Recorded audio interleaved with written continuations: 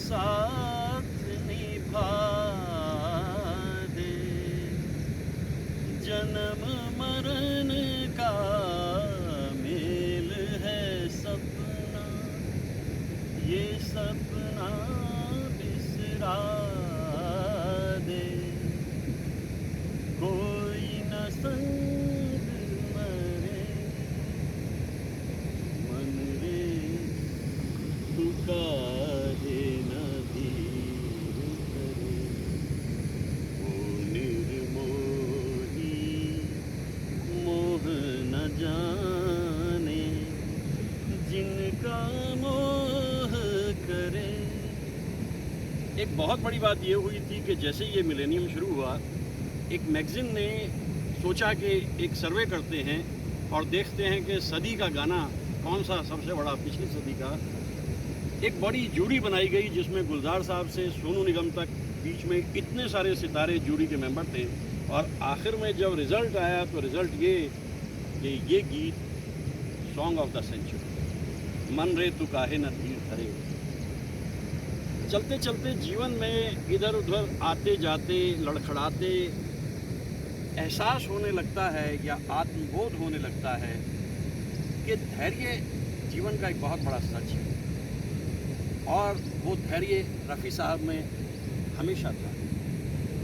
वो अपना वक्त आने का इंतज़ार करते थे और इत्मीनान से रहते थे। पूरे परिवार के अंदर एक सूरज की तरह से वो मौजूद थे। कभी कभी बादल आ जाते थे, क्योंकि ये प्रोफेशन इस किस्म का है फिल्म इंडस्ट्री का, इसमें ज़िंदगी एक सी रहती नहीं।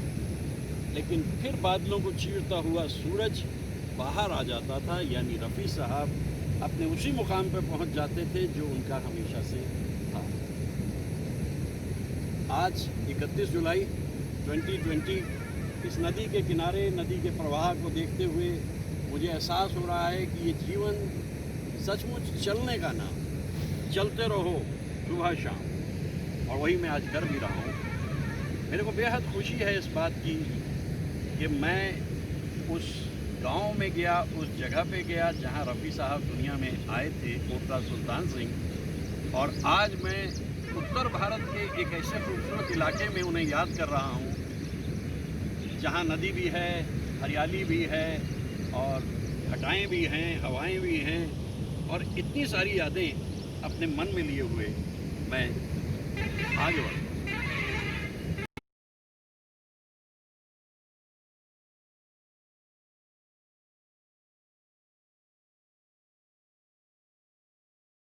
एक गीत गाया था रफ़ी साहब ने, तुम पूछते हो इश्क भला है कि नहीं है, क्या बात तुम्हें खौफ खुदा है कि नहीं है।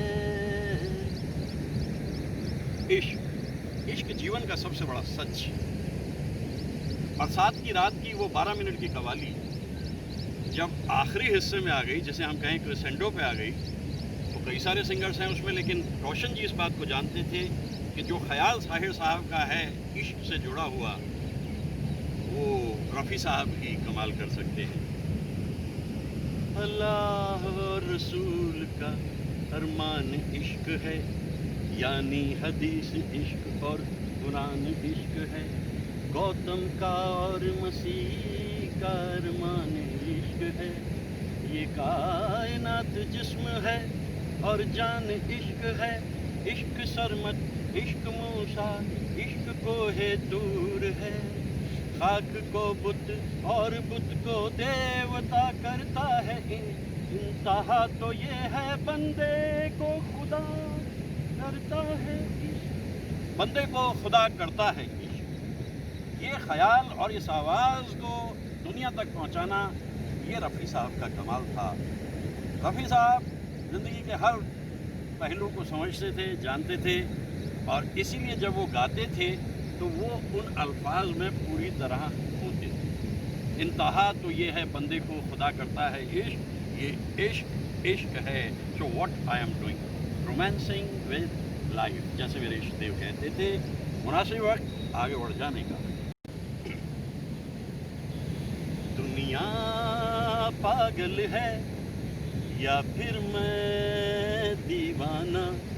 एक गीत जब रफ़ी साहब ने ये गाया तो बहुत पहले की बात है। मैं ये सोच रहा था कि रफ़ी साहब कहना क्या चाह रहे हैं। मतलब गीत तो मजरू साहब का है, लेकिन रफ़ी साहब क्या कह रहे हैं।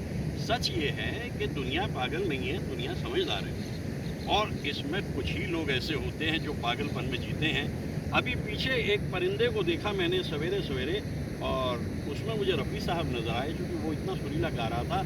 तो जैसे उसने मेरे से पूछा कि भाई ये कौन सा तरीका है, ये जो देखो कैसी कैसी उड़ान तुम लेते रहते हो, यहाँ से वहाँ से, इधर से उधर से, कभी खेत में, कभी खलिहान में, कभी नदी में, कभी समंदर में, ये करते क्या रहते हो। तो मैंने कहा देखिए, इतनी सी बात है कि समझदारों की दुनिया में तो एक पागल भी हो जाए तो कोई हर्ज नहीं है, तवज़्ज़ुन बना रहता है। तो इसे पागलपन कहो, दीवानगी कहो, जुनून कहो, जोश कहो, जज्बा कहो, लेकिन आज का दिन रफ़ी साहब का दिन है और हमारे मन में बसते हैं रफ़ी साहब। या फिर मैं दीवाना।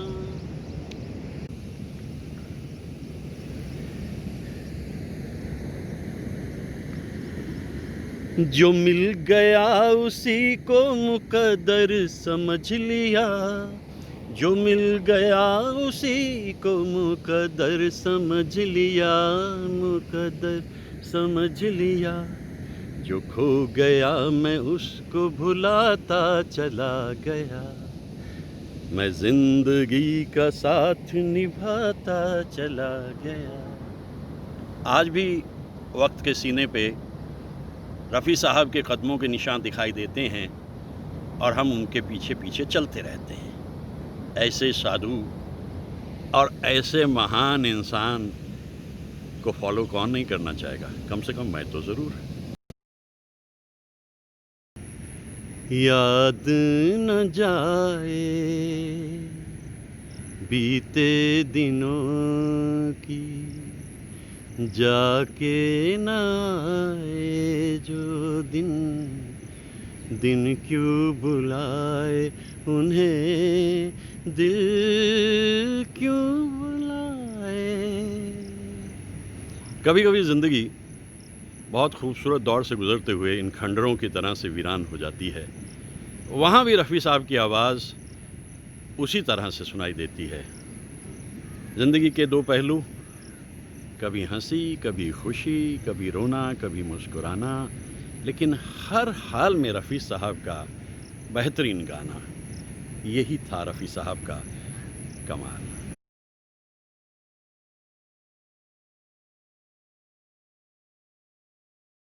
बहारों फूल बरसाओ, मेरा महबूब आया है, मेरा महबूब आया है।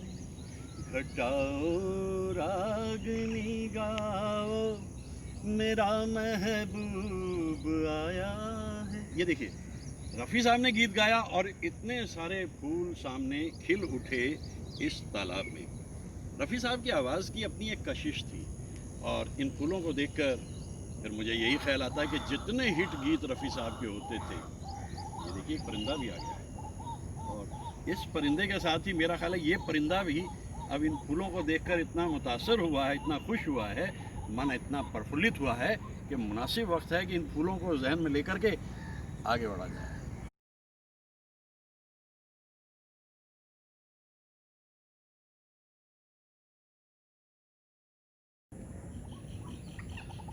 शहरों के परिंदे अलग गाते हैं और गाँव के अलग। ये देखिए, ये एक अलग ही आवाज़ है इस परिंदे की। वाह, इस पेड़ में है छुपा हुआ। स्टे सेफ वाला जो है ना, वही ख्याल रख रहा है, वो यही ख्याल रख रहा है कि स्टे सेफ। लेकिन ये तो हमारे जैसे हैं, ये तो उड़ गए, कहते हैं क्या स्टे सेफ, चलो हम अपना वहाँ जाकर पेड़ पे बैठते हैं। ये देखिए कहाँ समाधि लगाई है। वाह, ओ हो, वाह वाह वाह, वो है समाधि। एक सबक मिलता है, आप कितनी दूर उड़कर चले जाओ, कितनी दूर, लेकिन लौट के बसेरे पे आते हो। और इसमें एक सबक और भी है, कुछ भी होता रहे चारों तरफ, मन को डूबने मत दो। मन डूब गया तो आप गए, मन के हारे हार है, मन के जीते जीत।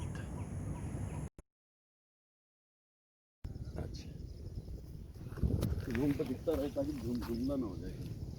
करूँ ऑन? जूम तो नहीं करना? मतलब जूम की जरूरत नहीं, पास होना बिल्कुल। और थोड़ा तुम पीछे हो सकते हो। ये पूरा व्यू बहुत बढ़िया आएगा, वो बादल वादल सब टॉप। हाँ जी, कर दूँ? हाँ। मस्ती में छेड़ के तराना कोई दिल का, आज सुनाएगा फसाना कोई दिल का। जब मस्ती के मूड में होते थे रफ़ी साहब तो इस तरह से गाते थे। और उसी फिल्म में जब मूड चेंज किया जाना है, मैं ये सोच कर उसके दर से उठा था कि वो रोक लेगी, मना लेगी मुझको। एकदम डिफरेंट हो जाता है मूड। वतन परस्ती इस कदर उनके अंदर थी। तोड़ दो हाथ अगर हाथ उठने लगे, छूने पाए न सीता का दामन कोई। राम ही तुम ही लक्ष्मण साथियों, अब तुम्हारे हवाले वतन साथियों। इस तरह के ख्यालात को लेकर रफ़ी साहब ने इतने लोगों को प्रेरित किया और उन्हें मोटिवेट किया। ये एक अलग ही एहसास था उनका अपना, एक अलग ही दुनिया थी। इसके बाद कुछ और बातें भी किए लेते हैं। इसको बैकग्राउंड को देखिए। ऐसे तो न देखो कि हमको नशा हो जाए, खूबसूरत सी कोई हमसे खता हो जाए। एक ख्याल। और दूसरा, ऐसे तो न देखो कि बहक जाए कहीं हम, आखिर को एक इंसान है, फरिश्ता तो नहीं हम। एकदम ख्याल तब्दील होता है और आवाज़ की मिठास उसी तरह बनी रहती है। बहुत ही खूबसूरत गीत गाए थे उन्होंने। और जब भी कभी इस गीत को सुनता हूँ मैं, तेरी बाहों में देखूं सनम गैरों की बाहें, मैं लाऊंगा कहाँ से भला ऐसी निगाहें। ये कोई रक्स होगा, कोई दस्तूर होगा, मुझे दस्तूर ऐसा कहाँ मंजूर होगा। भला कैसे ये मेरा लहू हो जाए पानी, मैं कैसे भूल जाऊं मैं हूँ हिंदुस्तानी। क्या ख्याल है? ये है रफ़ी साहब का एहसास और उनका अंदाज। मुबारक जहाँ तुझको तेरा, उठाया फकीरों ने डेरा। मिलेगा कहाँ अब ठिकाना, अल्लाह जाने मौला जाने, अल्लाह जाने मौला जाने। यहाँ से वो दिव्य आत्मा कहाँ गई, जहाँ भी गई होगी वहाँ चैन सुकून इत्मीनान ही बरसाया होगा। एक गीत बहुत पहले उन्होंने गाया था 1965 के करीब, एक और कॉन्टेक्स्ट में गाया था, लेकिन मैं अपनी बात यहाँ इस गीत को गाकर के ख़त्म करना चाहूँगा। अमन का फरिश्ता कहाँ जा रहा है, ज़मीं रो रही है, मची है दुहाई, ज़मीं रो रही है, मची है दुहाई। अमन का फरिश्ता नीचे। यही दिन था 31 जुलाई का बरस 1980। पूरी बॉम्बे में जैसे एक समंदर ज़मीन पे और एक आसमान में उतर आया था और रफ़ी साहब दुनिया से रुखसत हो गए, हमें तो पूरा यकीन है कि उनकी रूह को चैन अमन मान मिला होगा और हम उनके परिवार के लिए दुआ करते हैं।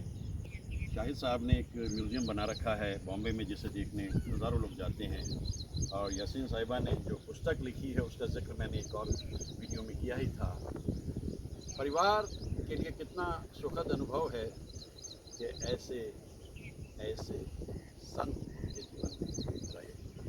तो आज के दिन को यहाँ एक विराम देते हुए मेरा ख्याल है कि जो गीत मैंने गाए क्या मैंने गुनगुनाए। रफ़ी साहब के गीतों को कौन गा सकता है, गुनगुना सकते हैं, लेकिन बस चलते चलते वही बात कि आप कितना भी घूम लीजिए, लेकिन जब आप चलने लगें तो ये दौर ऐसा है कि इसमें आपको इसको नहीं भूलना। यहाँ से यहाँ से यहाँ से, ये यमुना के किनारे खड़े हुए मैं आज रफ़ी साहब की स्मृति को नमन करता हूँ।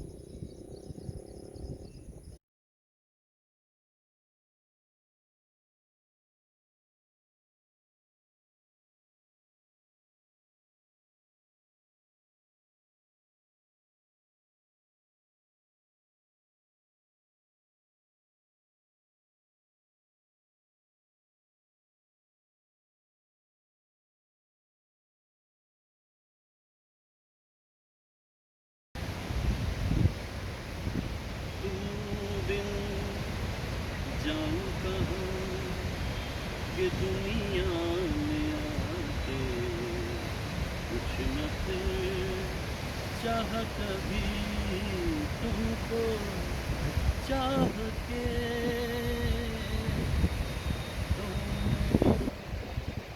पंचम दा ने ये धुन बनाई और एक तरफ किशोर दा से गवा दी, दूसरी तरफ रफ़ी साहब से गवा दी। दोनों ही गानों का अपना अपना कमाल है। और ये गीत जो शशि कपूर साहब इस पर गा रहे हैं उसमें ऐसी रवानी है जैसे इस दरिया का पानी बहता बहता, ये यमुना है और आजकल सैलाब पे आई हुई। हर बरस मैं अपने दोस्तों को गंगा दिखाता था हरिद्वार में, लेकिन उत्तरांचल जाना अभी हो नहीं रहा। इधर बाढ़ आई हुई है यमुना में, ये यमुना।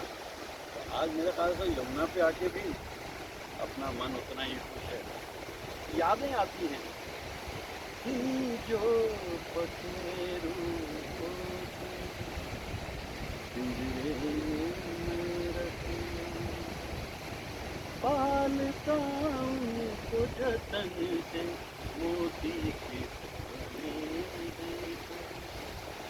सीने से या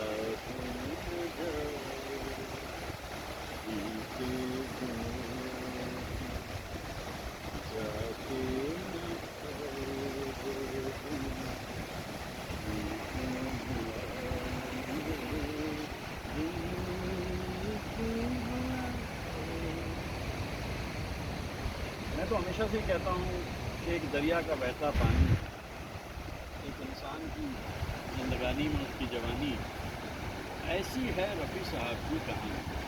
शाद में हमेशा मुस्कुराते खिलखिलाते इन मनाजिर को देखकर आज मैं सोचता हूँ कि क्या क्या गा गए, कितना कुछ गा गए, और इसीलिए इस दुनिया को आ गए रफ़ी साहब अपने दिल के एक अनोखे ही गायक।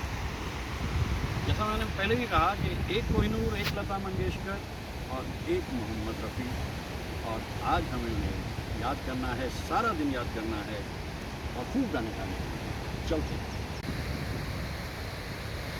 जवानियाँ ये मस्त मस्त बिन पिए, ला ला ला ला ला ला ला ना ना ना, रा रा रा रा रा रा रा रा रा रा रा,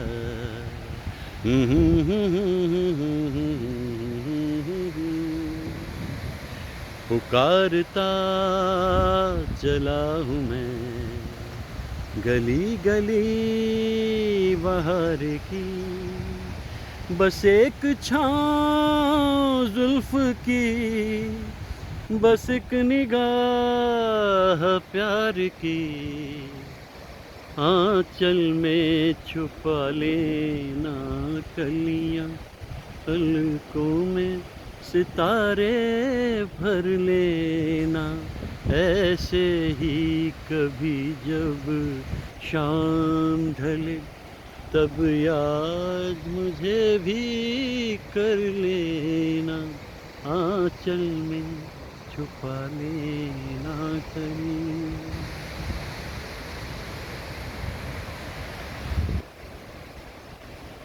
इस नदी की तरह जीवन भी शाश्वत है, अंतहीन है, रूप बदलते हैं, ज़िंदगी चलती रहती है। आज यमुना में बहुत बाढ़ आई हुई है, इसीलिए इसमें इतना जल दिखाई दे रहा है। ये बॉर्डर है उत्तर प्रदेश और हरियाणा का, और ये पानी यहाँ से जो जा रहा है ये सीधा दिल्ली जाएगा, आगरा जाएगा, और आगरा से फिर ये प्रयागराज में जाकर इलाहाबाद में संगम में मिल जाएगा। ये है करिश्मा इस ज़िंदगी का। चलते रहो, चलते रहो, चलते रहो। कितनी लंबी यात्रा है यमुना की भी, और कहाँ जाके मर्ज होती है ये संगम में, प्रयागराज यानी इलाहाबाद।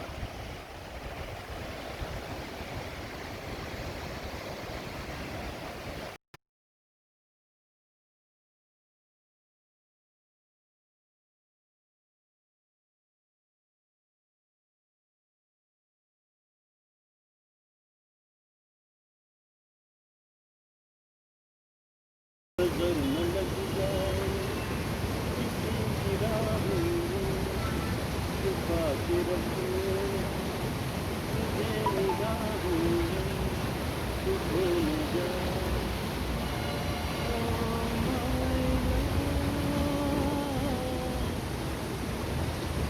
कितनी यादें जुड़ी हुई हैं रफ़ी साहब के गीतों से। 1969 में मैं पहली बार दिल्ली गया था, नौजवानी की दहलीज पर कदम रखा था, और जब मैं वहाँ गया तो मैंने देखा कि स्केटिंग रिंग थे जहाँ स्केटिंग की जाती है। जब मैं वहाँ गया तो वहाँ ये गाना चल रहा था, 1969 की बात है, और एक बड़ी खूबसूरत हसीना इस पर इतनी ग्रेसफुली पॉइज और डिग्निटी और एलिगेंस के साथ में स्केटिंग कर रही थी कि आज 51 बरस बाद भी मैं उसको भूला नहीं। इतना ग्रेस था, और ये गाना बड़ा खूबसूरत इस तरीके से वो करते करते उसके लिए। तो आज मुझे याद आ रहा है कि रफ़ी साहब के गीतों में कोई कशिश होती थी जो किस तरह की यादें रह जाती हैं। बड़े ही फराक जल थे।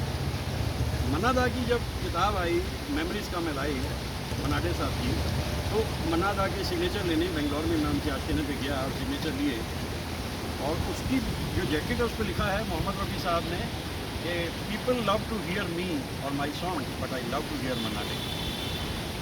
कमाल की बात है, आज के ज़माने में जहाँ दो लफ्ज़ कोई किसी को कहने को तैयार नहीं तारीफ के, वहाँ रफ़ी साहब कह रहे हैं कि दुनिया मेरे गीतों को सुनती है और मैं मन्ना डे को सुनता हूँ।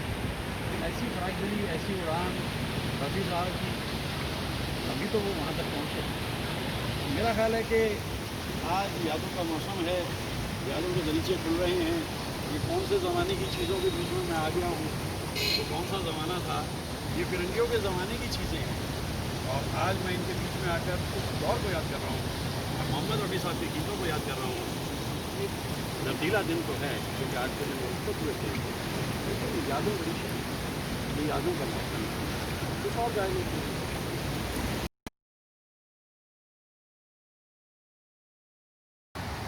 बरस 1961 था। मैं बहुत छोटा सा था, और हमारे स्कूल के टीचर्स ने हमसे कहा कि भाई तुम्हें पिकनिक पे लेके चलते हैं सबको, और वो हमें पिकनिक पे यहाँ लेकर आए थे। ये वो जगह, छोटी सी जगह, नन्ही सी, उस ज़माने में तो इतनी बड़ी नहीं थी, 1961 में, और यहाँ बैठकर फिर हम लोगों ने बहुत गाने गाए थे। ये गेस्ट हाउस तब भी इसी तरीके से मौजूद था, और ये सब कुछ मौजूद था।